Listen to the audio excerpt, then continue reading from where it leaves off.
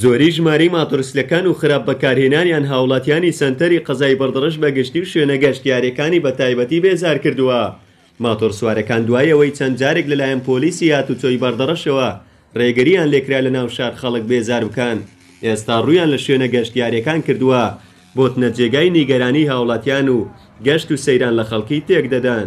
هاوڵاتیان لە ڕێگای دەنگی بەردەڕەشەوە نیگارانەکانی خۆیان دەگەین لەلایەنی پەیوەنددار و داوا دەکەن سنوورێک بۆ ئەم ماتۆرسوارانە دابنرێت. داوا لە حکوومەت یاریمی کوردستان دەکەین ئەو ماتۆڕانەی کە دێنێرە زۆر بێزارکردن، خاستەشیان هەندەشیان یعنی گەنجەشی زۆر تەمەنیان بەرز نییە، ینی دەوری 15 ساڵ 14 ساڵە داژواتن، یعنی بە ئەسلوبەشی زۆر نەشیاو داژواتەوە ماتۆڕی خەریک بوو تازە لێرە دوسێ ماتۆر پێککەون نەفرەیان بەربەوە تووشی حادسە بوو. ئەو گەشتیارانە ئێرەش زیاتر لەبەر ماتۆڕەکان ئەگەر ئاگاتان لێبی بەو عەسرێ ئێستاوا سیارەکان دەڕۆنەوە لەبەر بێزارکەری ماتۆڕەکانە. بەڕاستی ئەم ماتۆڕانە ئەو خەڵکیان خر بێزار کردی، ئیزعاج کردی، جێ عایلەی نییە.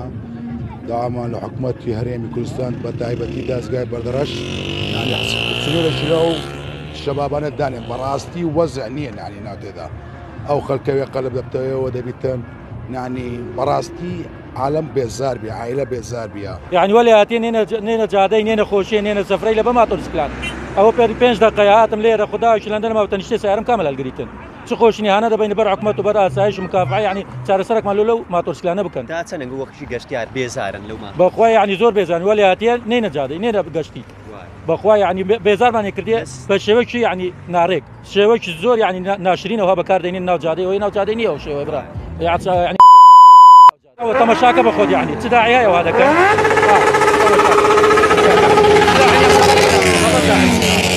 بەخۆ تەسویری بکە و ببینە عەوزەی نییە من یعنی ئەوە بکەم بختانی بە کەسدا بکەم ئەبەت گروپی ماتۆرسوارەکانی سنووری قەزای بەردەڕەش ژمارەیان لە نێوان 15 بۆ 25 ماتۆر دەبێت.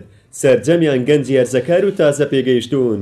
دەنگی بەردەڕەش بۆ گەیاندنی گلەیی هاوڵاتیان سەردانی بەشی پۆلیسی هاتوچۆی بەردەڕەشی کرد. سەبارەت بەو ڕێکارانەی بەرامبەر ماتۆرسوارەکان دەگرنەبەر.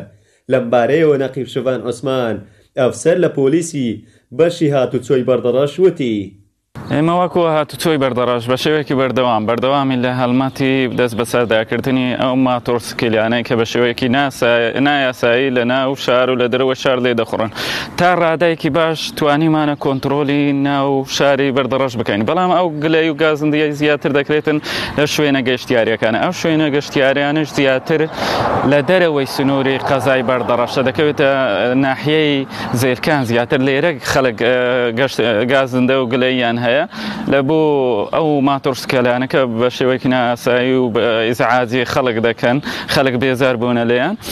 ئێمەش داواکاری لەو خەڵکەی کە زیاتر هاوکارەمان بیتن زیاتر پێگیری و ئەلتیزام بە ڕێنمایەکانی هاتوچۆ بکەن.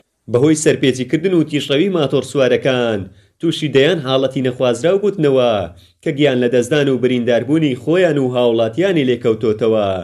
لە دەنگی بەردەڕەشەوە سەمیر سلێمان، بەردەڕەش.